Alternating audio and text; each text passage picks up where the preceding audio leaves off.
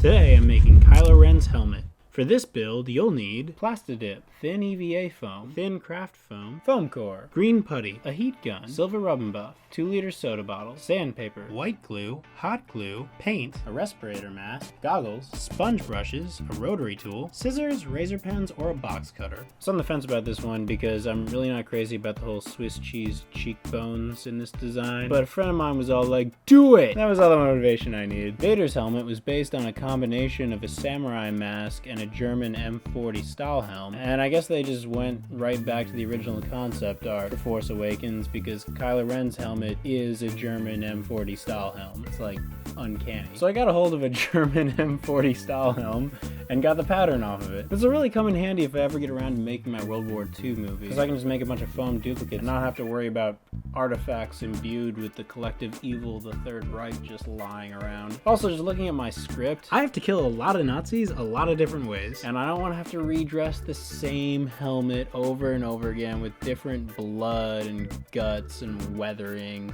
I love being a filmmaker, I really do. So I realized that not everybody has access to one of these, so you can use this same technique on a Vader helmet or any helmet with a skull cap. I actually have a Vader helmet, and I was thinking of just cutting it short, but it has this ridge running down the middle and these funky eyebrow things, and it wasn't gonna work. I covered the helmet in foil and then covered the foil in duct tape and then drew Sharpie lines on all of the seams. I drew these hash marks across the seam lines so that I'd know where they'd line up later on. I also marked the front and the back of the helmet as well as the left and the right sides. Take the pattern off the helmet and cut along the cut lines. You should have these 6 patterns. You need to transfer these to cardstock or really thin cardboard. Flatten them out. For the 2 side panels, you may want to cut a dart just because they bulge out a little bit more than the other pieces. Also, cut out all the Sharpie marks that bisect the main seam lines.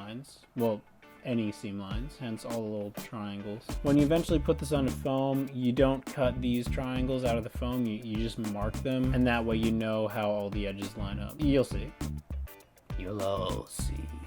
Now trace the pattern onto cardstock. You actually only need to transfer 3 of the 6 patterns onto cardstock, so do that. Mark the front, back, left, right, turn up, down, turn around. You're wearing these babies, you can walk on all kinds of surfaces. Transfer it to foam. The brim stencil is partially dotted lines like that because it has to be a little bit longer in the back and way longer in the sides and just completely gone in front. So yeah, you're gonna have to do some guesswork on that later. Cut out the pieces. By the way, I got this sharpening block that's at least 4 times older than I am. And I did that because foam will dull out your blades like that. And this is a voiceover, so you can't see, but I totally just snapped my fingers. You're gonna have to trust me on this. Heat it up with heat gun or hair dryer, and bend the foam to have a slight curve. Glue the darts together, glue the seams together. You gotta glue this really slowly, and I'm not time-lapsing it because it's like glue, and then I gotta hold it there for 10 minutes or something like that. Go murder a bunch of Padawans and you're Kylo Ren. It's great. It's fantastic. Don't worry about it, Morty. We've got 1 hemisphere done. Oh god! That was entirely too strong of a reaction for that. Oh man. So I got this 1 hemisphere done, and again, let's just not have the cups there. Sort of wondering if I should have maybe done these 2 first, but I don't think it really matters, especially since my cut was not perfectly flush, especially there. I think I may go over that with a Dremel. I mean a rotary tool.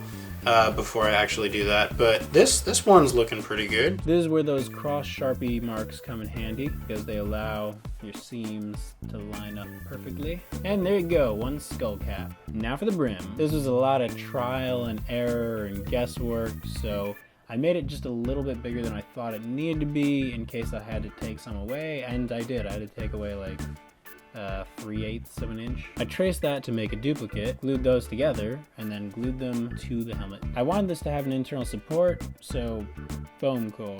I got this pattern for the mask off the internet. It's not totally accurate, and I found that out later, so I don't know if you want to use it. I'm using thin craft foam for the faceplate because the mask has a lot of intricate detail, and it's just easier to do detail with thinner foam. Also, really make sure that your blade is sharp when you're cutting through this stuff because it's just It's the worst. Oh, you know what would be a great idea? Just setting your coffee down where there's foam bits and rotary dust flying around. That's great, Jake. Nice. I don't have a lot to say about all this. Just cut out the templates, attach them to the foam, cut the foam, glue it together. It's pretty straightforward, guys and gals. I cut a faceplate out of the thicker foam because the thin stuff just ain't strong enough. That's what it looks like with cheekbones attached. Then a faceplate. Then I reinforced the faceplate. Took a break from the faceplate to do the side vents. Had to hold that forehead grill in place with pins while I hot glued it. Now that the helmet's all together, you can sand any areas that are a little too high with your rotary tool, if you need to. Then coat it in 5 layers of school glue. When that's dry, fill in the gaps with putty, sand it again, and coat the whole thing in Plastidip.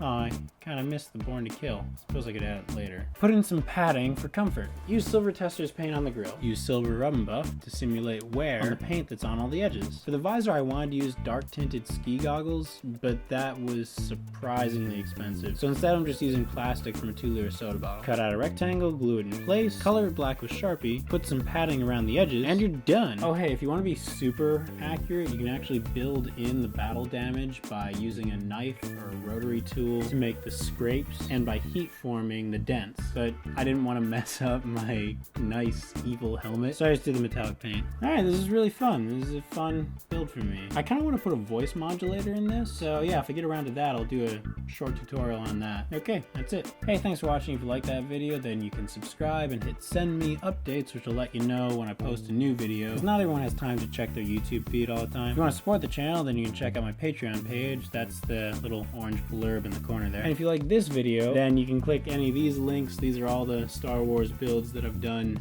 to date. I'm sure there'll be more in the future. Alright, that's it. Jake out.